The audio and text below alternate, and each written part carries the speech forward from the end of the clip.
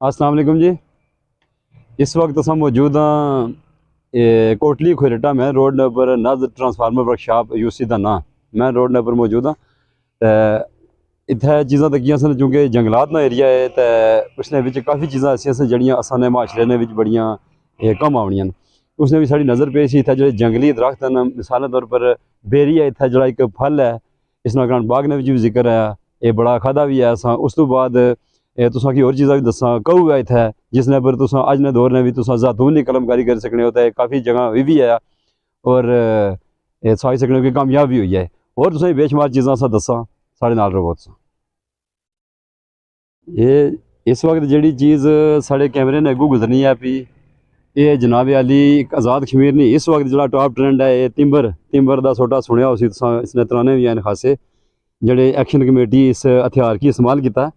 ये तिंबर है जी इसकी चटनी बहुत प्यारी है तो इसकी मसवाक भी बहुत प्यारी है। ये तिंबर बहुत ही कारामद चीज़ है और महंगी सौगात है कश्मीर की। तो इसने नाल इस तक कहू ना दरख्त है जिसने पर मैं दसिया कि कलमकारी होनी है जैतून नहीं। जैतून एक बहुत ही आखी सकने हो भाई फल है जड़ा कीमती फल है ठीक है। उस तो बाद तकी सकने जंगली और भी बेशुमार इस तरह दरख्त इतना है ना ये तको जी कि बेशुमार दरख्त ऐसे जोड़े सानी मसलन बकरियां की खुराक जानवरों की खुराक ये सामने कहू तको ये जी नीचे लाइन आई रही है ये नीचे लाइन सारी कहू होनी है ये सब कहू है सारा ठीक है। उस तो बाद अगर इधर चले जाओ तो वो लगे जी तूत सुने सन जिसने शरबत वगैरह बनना तूत से आता है ये वो काला तूत शाहतूत सुरख तूत ये तूत है जनाब। उस तो बाद अगे जो है जी आएगी है जी बैरी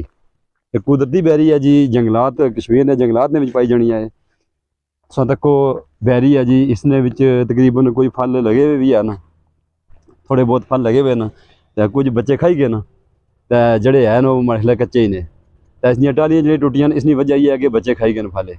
तो चलो अच्छी बात है अल्लाह ताला ने नियामत ने अगे अगर तुसें दसा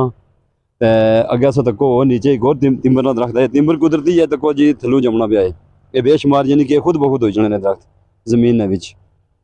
उस तो बाद तको ये आड़ू जमया जी कुदरती आड़ू ना दरख्त जमया इतना जी कुछ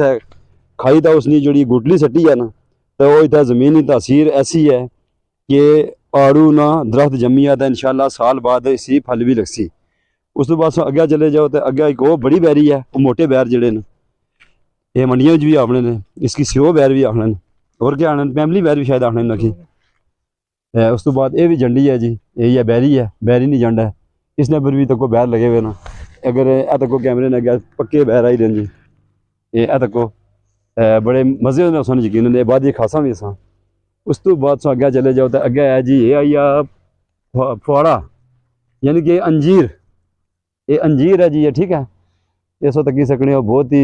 कारामद फ़ायदेमंद चीज़ है और बहुत अच्छी अपना फ्रूट है देसी फ्रूट है जड़ा उसने अपना है। उस बाद अगे चले गए फिर बैरी आएगी तो तिंबर आई है। अगे एक और चीज़ है जी तुम मैं दसने ये जोड़े कश्मीर ने लोग उन्होंने तो खैर पता ये है जी दलूनी ये जो पीले पत्तन ये दलूनी मीन इसने पर पैमदगारी होनी है अनार नहीं। इस वक्त तक अगर जूम किया जाता है वो ऊपर लगे हुए भी अनार इसने पर छोटे इसना अनारदाना बनना है। अनारदाना चूँकि ना उसना अनारदाना लेकिन वो खट्टा होना है इस तो जाहिर यह है कि जी ये खट्टी होनी है तो अनारदाना वैसे इसना बनना है तो इसका मतलब है कि दलूनी जड़ा वो मुकामी जबान का लफ्ज़ है तो असली इसना जड़ा लफ्ज़ है ना इसना वो है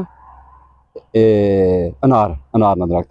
ये चीज़ा उस दसियां में पिछले तको तो इधर जनाब चीड़ ने दरख्त ने जी एक है जैतून यानी कि वह कहू है बेशुमार है एक उपर है जी दंदली ये भी कुदरती दरख्त है ठीक है। उस तो बाद तुसां उधर अगर कैमरा लगा उस साइड पर तो फिर कहू फिर ज़्यादा आई है। उस तो बाद चीड़ ने दरख्त हैं उस बाद कुदरती कुछ बूटियां भी ऐसी आई हैं जी इस माहौल की ख़राब किया है जिन्हें यानी कि फसलों की नुकसानदेह साबित होनी पियाँ ये कोई कुदरती जमी आई हैं जिसकी वजह तो थोड़ी जी खूबसूरती ने भी थोड़ी जी कमी आई है। बाकी तुसां जो कुछ भी अगर असा नीचे एक्सैस नहीं ऐसा नहीं नीचे जाना तुसां की और भी इस तरह की चीज़ा दसा कि जी कुदरती वो एक अगे अगर कैमरा बिच आवे तो अखरोट ना दरख्त लगे बिच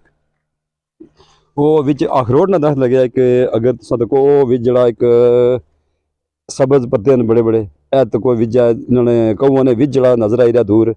ये अखरोट ना दरख्त है जी कुदरती अखरोट है जी